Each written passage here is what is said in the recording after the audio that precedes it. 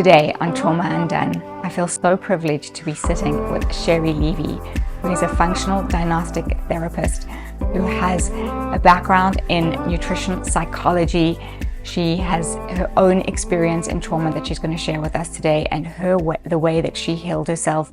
She's a multifaceted woman with so many areas of expertise, but her focus is really on healing and taking people on this journey and using nutrition as part of that. So Sheri, we're so happy to have you here with us today. Thank you for having me. I just love your accent. You can just heal a world of people with just your voice. Thank you. That's very, very kind. To me, it just sounds normal. It's beautiful. Thank you. So, Sheri, I know that you are open to sharing your own journey with us. So, do you mind if we get started right with that? Sure. Just jump right into the trauma deep end. Yeah, let's do that. Okay. Look, everybody has a different experience. Unfortunately, one of 3 women, and that's the statistic for sexual abuse. So you can pretty much collect your girlfriends and see who are the one of 3. My story's not much different. My sexual abuse challenges happened when I was the age of 4 from an uncle, and it carried on for about 5 years. And I opted not to say anything to anybody at the time. It was, I didn't know how to navigate. And I kind of, carried myself through my trauma until it was, discovered by my mom. Finally asked the right question that opened the door, that let me share with her when I was about 16 what the experience was, what happened.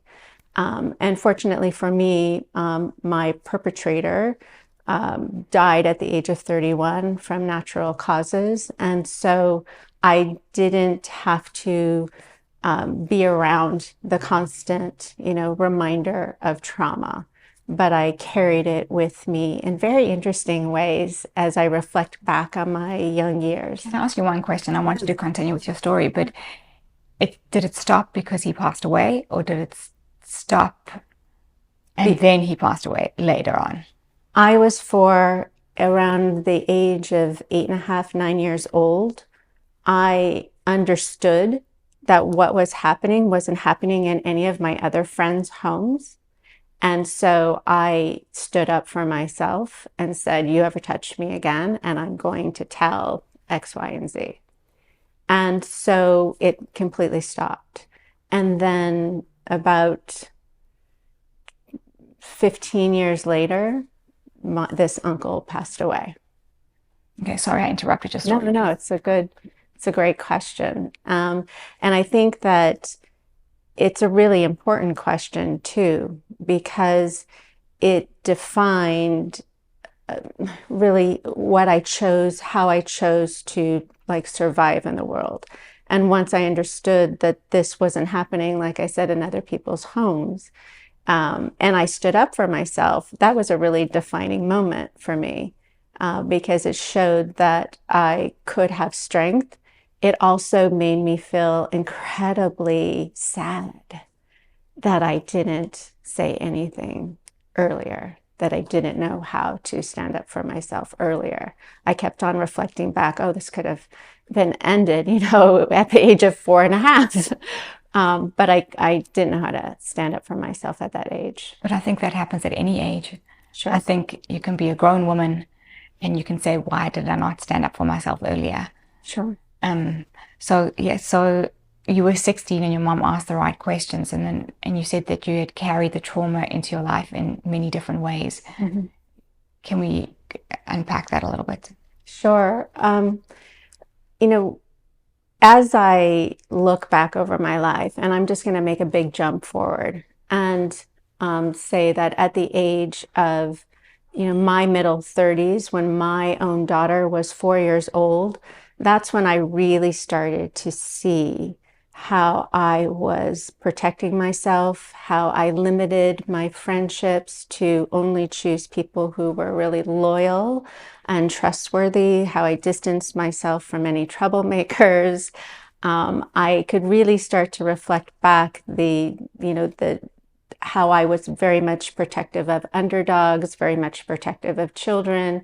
When my daughter was 4 years old, she came home from camp, and it was her first day at camp. And she said to me, the older boys asked the little girls to pull down their pants and show their butts. And it shattered me. And that's when I realized that I had been bottling up my own experience for so long. And I had been playing the, survivor, the strong person, not the victim. It was the innocence of my 4-year-old making that statement that just really unleashed everything. And then I had to put it back into the package again. And this is where I think it gets really interesting, because this putting it back into the package is going to be different for everyone. Yeah, and I also feel like when you can't put it back into the package, like once it's out there, it's so difficult to stuff it down. And once you realize that you've got these wounds that you haven't actually been dealing with. So what was the next thing you did? I mean, Right. I could only imagine like just completely breaking down. And then how did you rebuild yourself? Firstly, should I ask, did you actually break down? And what was that process like? Well, I definitely had a good cry that day. And for the first time, I shared my story with actually my mother-in-law at this time.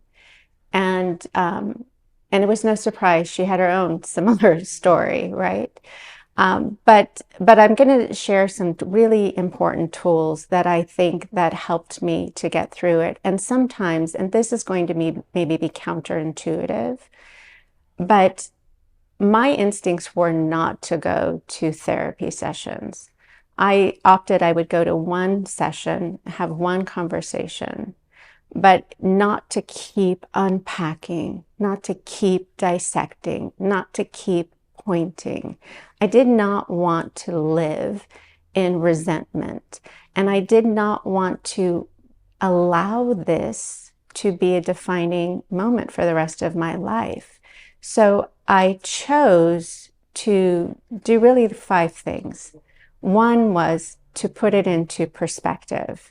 And I think this is really important. And the way that I created perspective for myself was that I categorized sexual abuse, and I put it into 4 categories. So A was inappropriate conversation for a long extended period of time with a minor.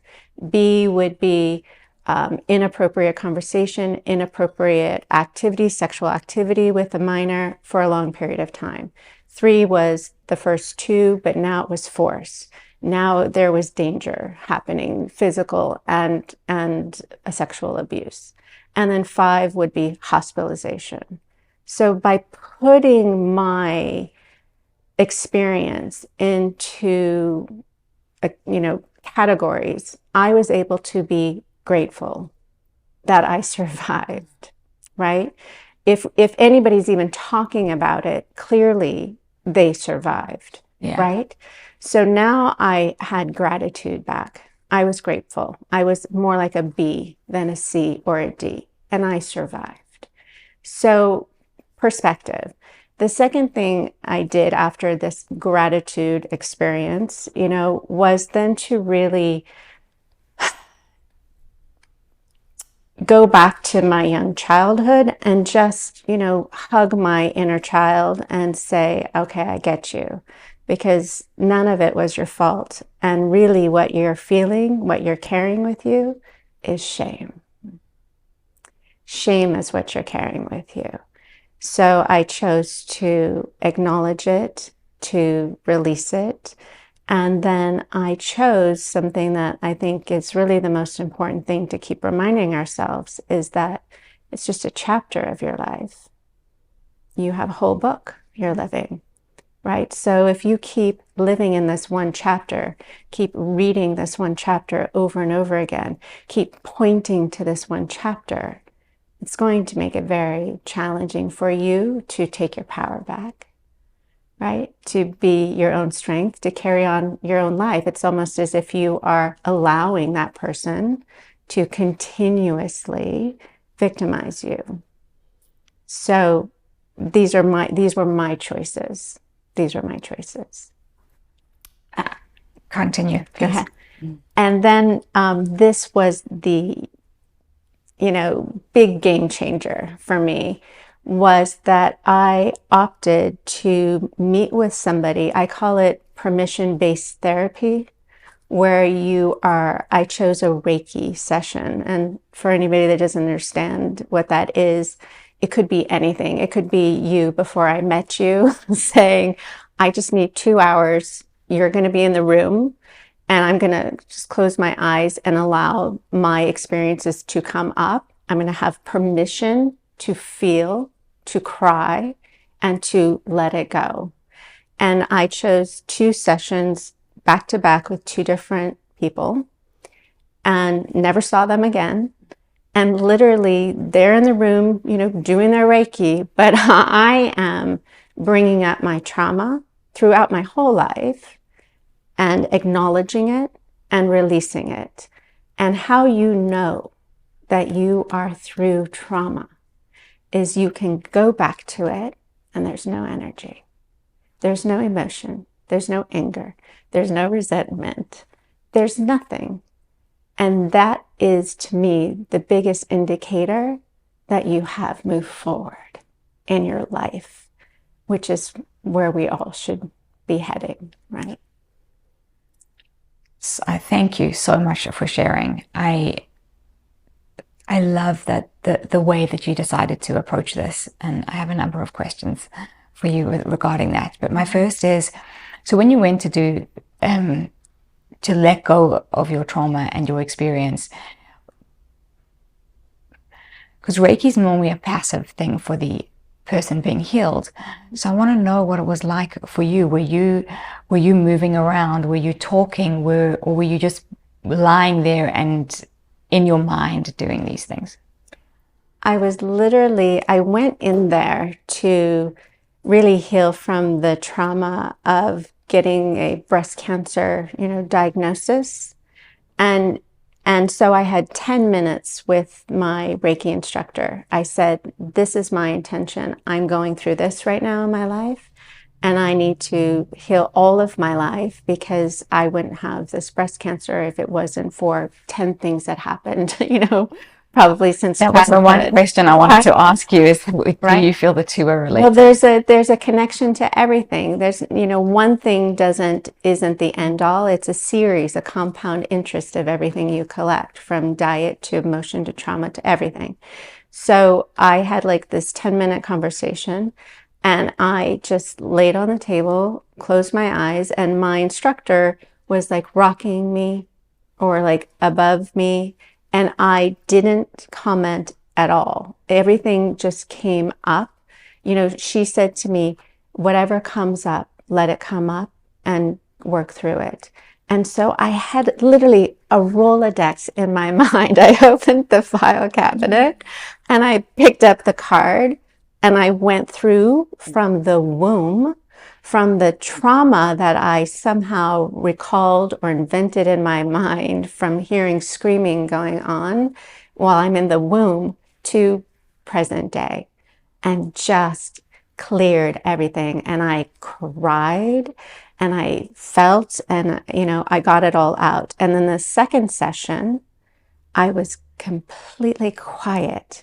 There were no more tears that needed to be released. I was just receiving and healing and cleaning and just releasing. And this is why I call it permission-based healing, because it could genuinely happen with anybody, anywhere. I just prefer you never see the person again. Because if you don't see the person again, right? You have even more permission to genuinely feel as if you're not being judged, right? You never have to, bring it back. So how did you discover this permission healing session? Is it something that you read about, or was it something that you just intuitively wanted to do? It was something I knew where I was in my healing journey, correcting my cancer. I knew I had baggage that needed to be cleared out. And I just so happened to be at this spa, and I was looking for a long treatment, even a massage, something that was connected but allowed me to have space to feel and release. And they just so happened to have a Reiki session that I had never done before. But I knew with 2.5 hours, something was going to happen. Something was going to happen. And it did so much that I was like, I'm coming back tomorrow. I want a different instructor, and I'm coming back tomorrow. So why did you choose a different instructor? Again, I wanted a fresh perspective. I wanted to not feel any judgment between what I was experiencing, the emotion that I had. I wanted a person that didn't have any expectation that I would be emotional. I didn't know what I was going to feel or experience. So I just felt it was important to have this like clean slate and allow myself again to just clean and clear. It's so powerful and so beautiful. I just want everybody to go and do that.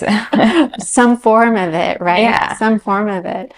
And I'm just going to add this because I was kind of listening into your previous session.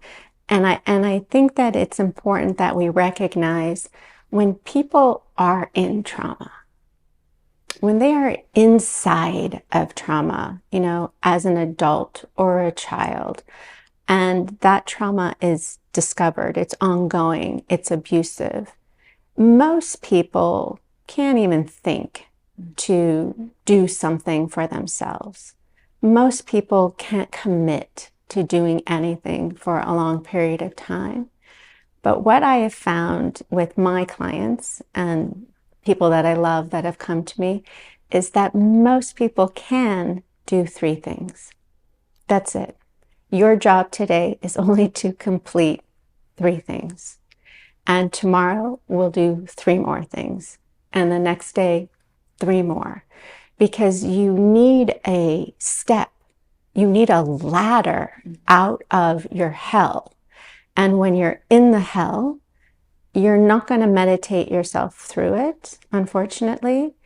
You just need to do, it may be today you take a shower and get out of bed and you eat something and you go outside for 10 minutes and get sun. That's it. You've accomplished these 3 steps. And then tomorrow we may need to make that phone call to the shelter, or we may need to get X, Y, and Z help. But most people can handle 3 things, because what we don't want to do is set somebody up for the possibility that they could fail.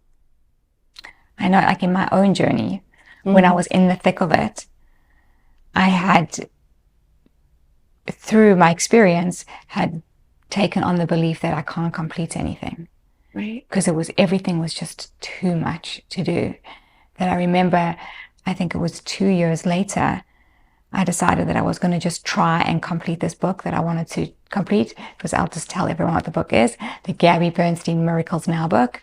I remember I picked it up to try and do it when I was in, the thick of everything. Mm-hmm. And I'd do like a week, and then I just couldn't complete. I just couldn't get past that. And then like a few months later, I'd pick it up and try again. Just couldn't do that. And 2.5 years after I had left my situation, I decided, okay, I'm going to try this again.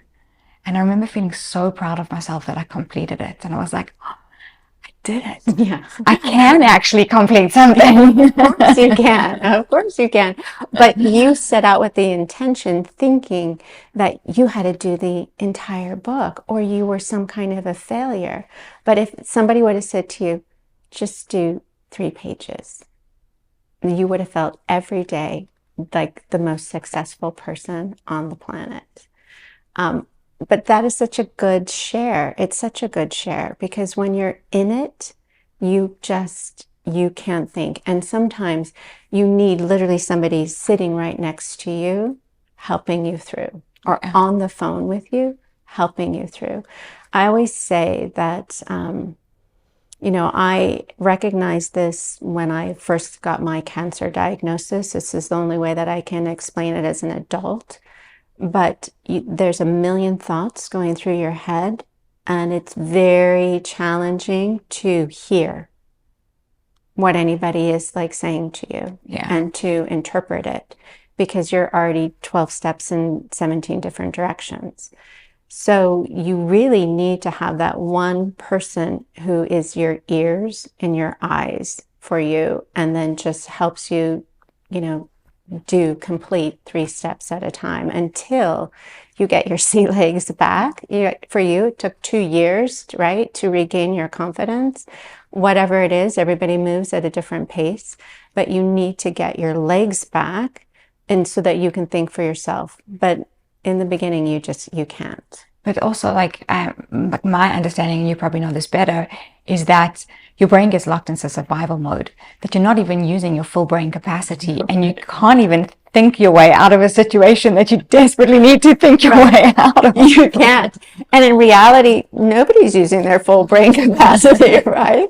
So we're all just kind of, working on fumes. And this is where nutrition comes in. And so let's kind of segue a little bit into nutrition, because I find with my clients, whether they are going through, extreme depressive disorders, anxiety disorders, they're going through, whether it's eating challenges or whether it's just they've got a school test, they've got, grades that are coming up, a new school, a new home, whatever it is that is life, right?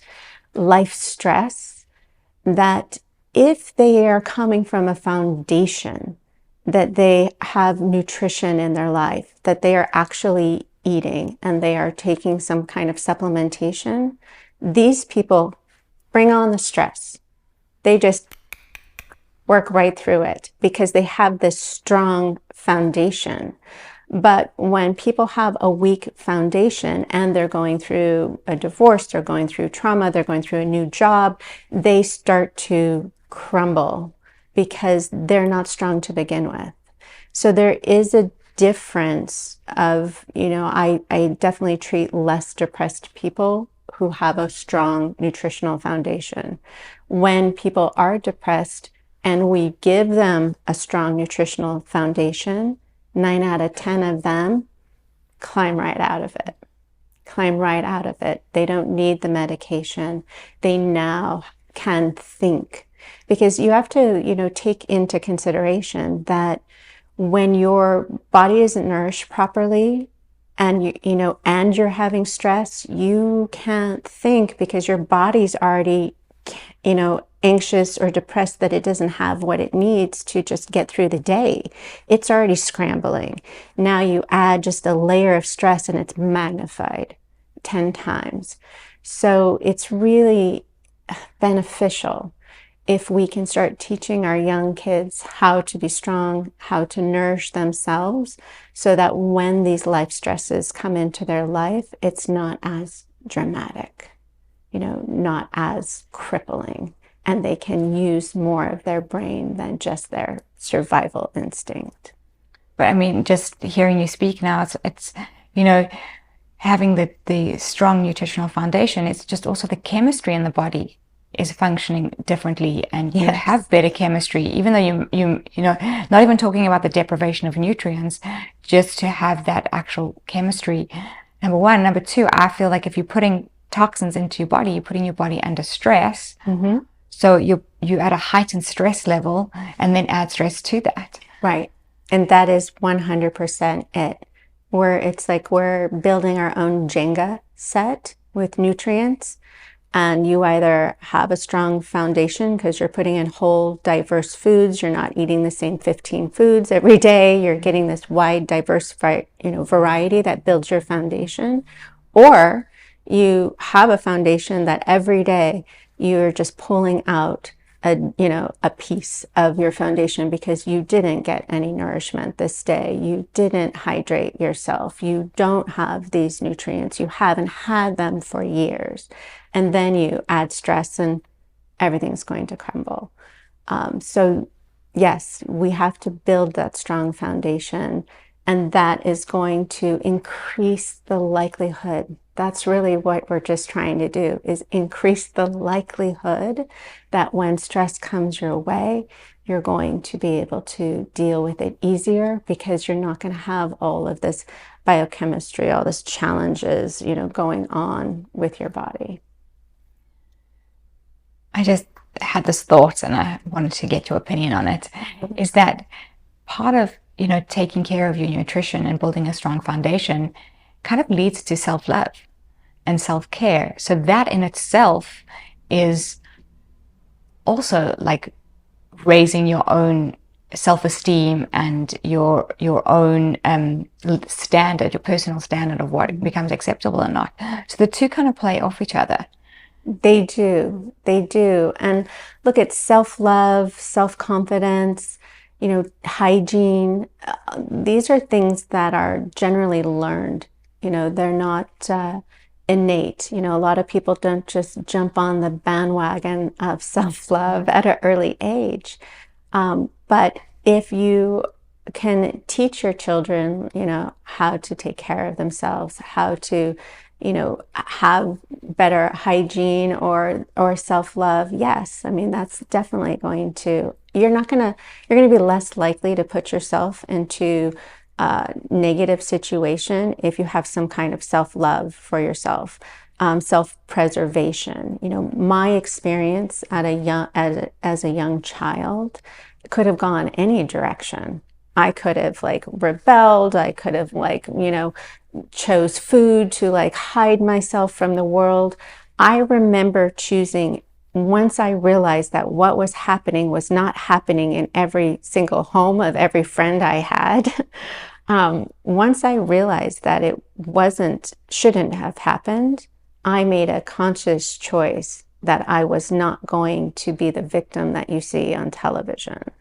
I was not going to be a victim and allow. I think if I think about it, it's almost, I wasn't going to allow, my perpetrator, what do I want to say? I wasn't going to allow them to win, and have this power over me that changed and crippled my life. I made a choice that I was going to survive and not be the victim. And that's why I think that, even when I was 16 and the truth came out, that I, opted out of therapy because I didn't want to. Therapy in my mind was something that a victim would do. And I wasn't ready to relive that like that. I find it so interesting that you made that choice at such a young age, because I don't have data points for it. I just feel like it's rare. So what was in your environment that gave you that ability to do that? Or do you not, or do you, is there something that you can pinpoint to, oh, this is because there were these other things happening in my life that allowed me to make that choice? I don't know that I've ever pinpointed it, but I will say that I knew the difference between good people and people who were taking advantage of kids.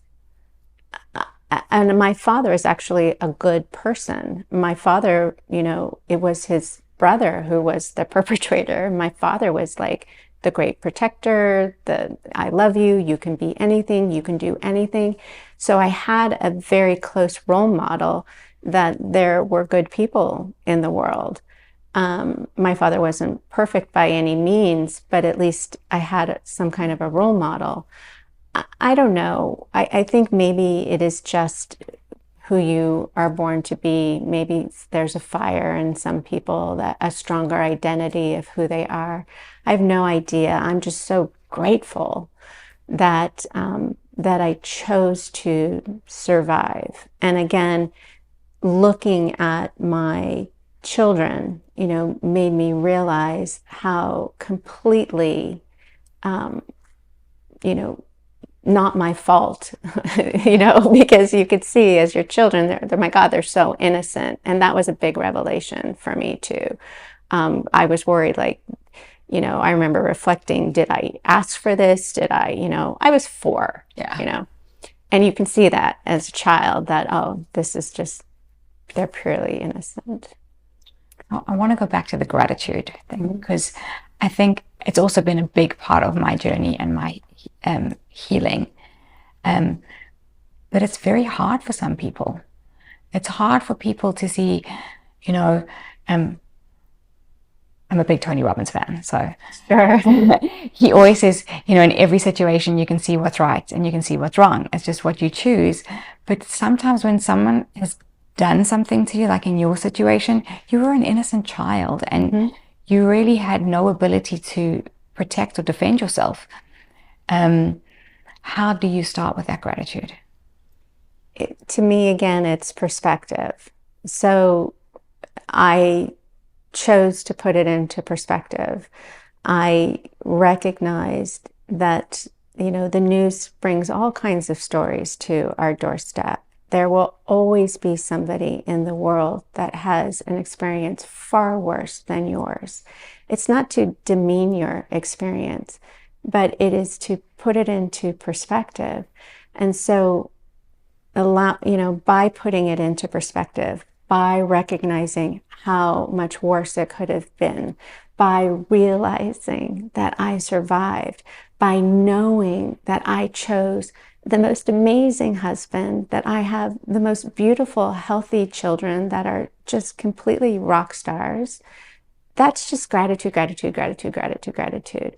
So again, for me, I had to put it in a category, figure out where I was on the spectrum of my A, B, C, or D, and then reflect and appreciate, and most importantly, take my power back. Not give that, to the perpetrator. I mean, you also, it seems like you have approached your healing in such a spiritual way, healing and feeling like you were, releasing things, but yet it's also so logical. So did you have a similar reaction when you were 16? Was I as logical?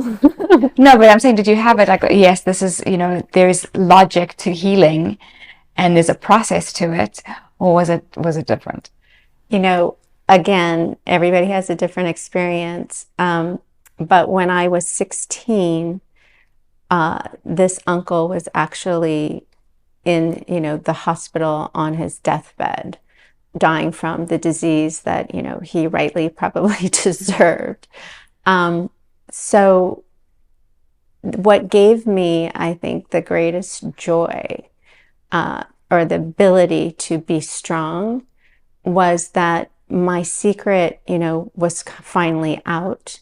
And my sister, my older sister, who just heard, the news, was, going to rush to the hospital and kill this person. So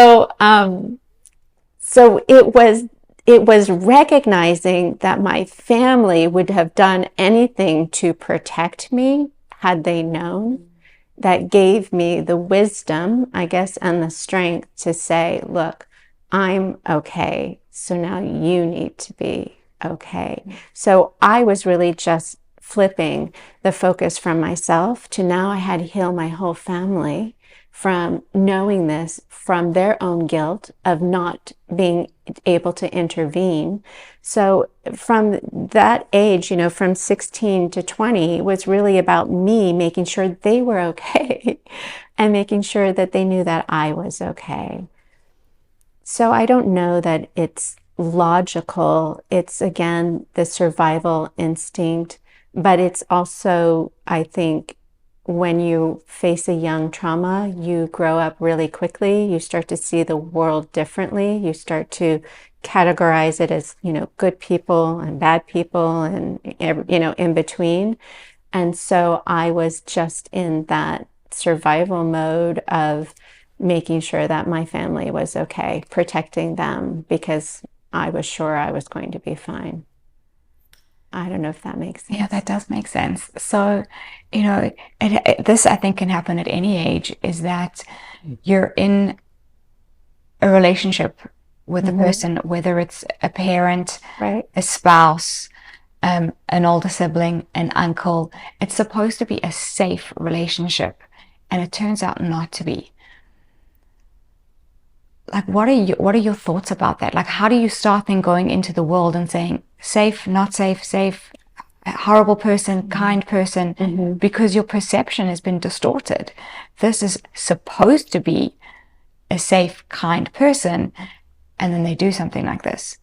This is such an important conversation. This conversation right now is probably the most important thing that we need to teach our children. We are going around with stranger danger, and it's not stranger danger, right? Because most of these sexual abuse challenges happen with somebody that you know, right? Yeah. So we need to change the conversation, and it needs to be more about inappropriate conversation, strange conversation, teaching our children that, what's appropriate, what's not appropriate. So if somebody, we need to say to them, look, if somebody ever says to you, no matter who it is, don't tell your mom, don't tell your dad. If you tell them, I'm going to hurt them, I'm going to hurt you, we need to have this kind of conversation, because that if I had that conversation, if my parents said to me, unfortunately they would have had said this to me like when I'm around 4, right? But you're talking, if anybody ever says to you, don't tell mommy, don't tell daddy, you need to come and tell mommy and tell daddy. That's the conversation that we need to have. And it's the most important conversation, because we don't want to evoke fear. We don't want to teach our children that every stranger is danger, right? Because I would love my children to believe that people are inherently good. Most people are. But we need to teach them about conversation, and we need to teach them about, what's appropriate to say and what's not appropriate to say, and that in our family, we do not keep secrets. And, we also need to tell our children, because this was challenging for me. This was my mother, married to my father's brother, who was married to my mother's sister. This is a very tight, my coming up forward would have destroyed many lives, right? So somehow I even knew that at a very young age. Such a big responsibility to take on. It was, but I was grateful that as I got older, I was able to keep myself busy, keep myself away, keep myself, not around. And we need to teach parents too things like, your children don't have to kiss everybody hello and goodbye when they come to Thanksgiving, or, when your child doesn't want to, that should be okay. A sign. Yeah. That should be okay. And we need to teach healthy families that it's okay not to take it personally if, the small children are not rushing up to you, hugging you and kissing you. You have to earn that, that you have to earn it, for a child. So the conversation needs to change at a very early age. I was recommended, I'm going to mention this because I think it's an amazing resource and we're talking about this. I was recommended a little 18 months ago or a year ago, a book. It's called I Said No. I don't know if you've come across it at all. And it's actually geared for younger children. And it is, I got it. And no, I thought it would be like a kid's storybook. Right. It took us 3 sessions to read it. It was so informational. The story was minor, but it was about these things. It was about, like, what is a red flag? What is a secret? Why you shouldn't have secrets? Who are the trusted people in your life? And like goes into great detail in a very child-friendly way about these things that you're talking about, which is, I think, is amazing. That's a brilliant book, and we need to like take that book and keep compounding it so that, when we're with our young daughters or our sons and we're coming out of a pharmacy in the middle of the night and it's dark and it's not well lit, we need to have this conversation. What do you do now if you're by yourself and this is not, it's not lit properly, and you see somebody who looks a little bit scary and challenging? What do you do? Do you proceed to go to your car? What do you do? We need to tell them, you go back inside. There's a security guard. You ask somebody to walk you to your car. These are appropriate steps. This is how you keep yourself safe. And, and then that conversation, what happens if somebody's in the backseat of your car, has a, God forbid, gun to your head? What do you do? What do you do? They tell you to drive. What do you do? You drive as fast as you can and you crash, because you have a seatbelt on, the airbag is going to save you, and they're going to go flying. These are like the conversations that we have to have so that we can not live in fear, but live in awareness that when, God forbid, if we need to pull the answer from somewhere, just like learning how to drive, learning how to turn into a curve, we can do that in the instance of an emergency. It's so true. It's like, it's just a simple thing that but saying this is that I used to find that I used to go completely freeze. Yeah. So, I'd have the onslaught coming towards me and then just freeze. I didn't know what to say. I didn't know what to do. I didn't know any of those things, that I decided to start rehearsing after the fact. So I would be like, oh, this just happened. Then I'd think about it for a little while. Like I had to get my brain back into gear and think about it. It's like, oh, this is what I would say. So I'd remember it. I'd write it down. Or this is what I would do. And then I'd write it down. And I still, I'll do that today with things. I'm like, okay, let me practice. Let me rehearse for if this thing ever happened or if this conversation were to come out. You're prepared. You're prepared. And these are the conversations that have to happen before the fact, before these conversations need to happen. I hate that everything has to happen in school. It should really happen in the home. We need to educate ourselves as parents that we should not be afraid to have these types of uncomfortable conversations with our children so that they can be prepared. And even our young adults, I assure you that I have conversations with my son and I have conversations with my daughter. What are you going to do in this situation? How are you going to handle this situation? What's appropriate in this situation? What's not appropriate? These conversations are ongoing. They never stop because there's so many situations, and our children need to recognize what are the signs of a healthy relationship. Why are we choosing this relationship? What are we giving back? And we need to teach them that relationships need to be give and give, not give and take. Yeah. Give and give. And if it's not happening early on, then this may not be the relationship for you. But it's ongoing, and it's brilliant that you write it down and rehearse it so that you don't freeze. I think that's one of the nightmares I used to have as a young girl, that I would be in a situation and no words are coming out, right? That dream, have you had that dream? You're in it and no words are coming out. I think I was living that. I lived it. I was like, I just felt like there was nothing going on in my head. Like I couldn't even have a thought. I mean, there was something, but it literally felt like it was like this vapid space between you're in shock. You're in shock, right? So Sheri, we're coming to the end, and I mean, I